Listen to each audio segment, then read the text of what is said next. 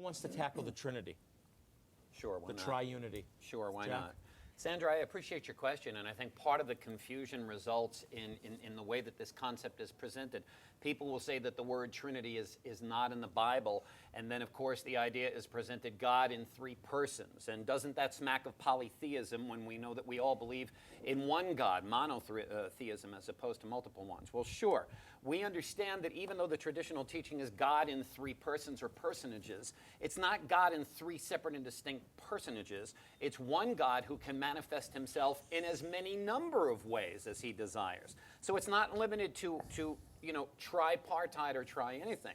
We have one God who, for example, in Genesis 32, when he came before Jacob in the form of a man, were there now two gods? Was it a binary, if you would, or binary, if you would use that term? And of course not. Obviously, there's one God. If there were two, Jacob would have been accused of idolatry. There was one God who remains one God, but who has the ability to manifest himself in as many essences as he wants to, yet still remaining one.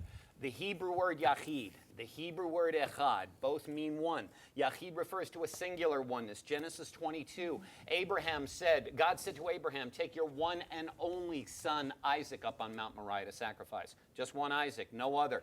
Genesis 2:24, a man shall leave his father and mother, cleave unto his wife.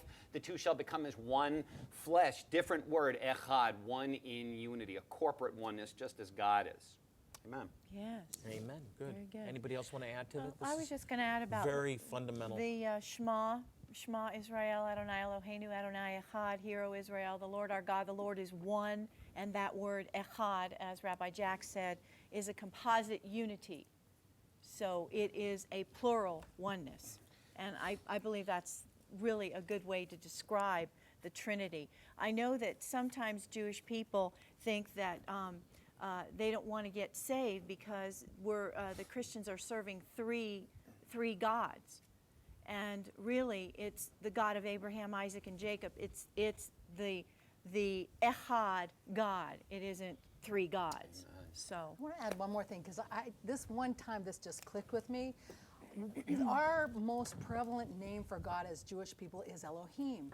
If you know Hebrew, you know that when there's an im at the end of a word, it denotes a plural. And so it speaks to the fact, yes, he's one God, but we as Jewish people, we call him Elohim, and we don't even recognize that God is manifesting in this as many ways. I love how you said that, because he's much more than three ways. There's all kinds of hints throughout Yes. Scripture. I deal with it in detail in my book, A Rabbi Looks at Jesus of Nazareth and His Divinity, because the issue is, if he's divine, then God has to be a plurality within That's a unity. right. But very clearly, we're not saying three gods, we're saying God is Echad. He's one God. Absolutely.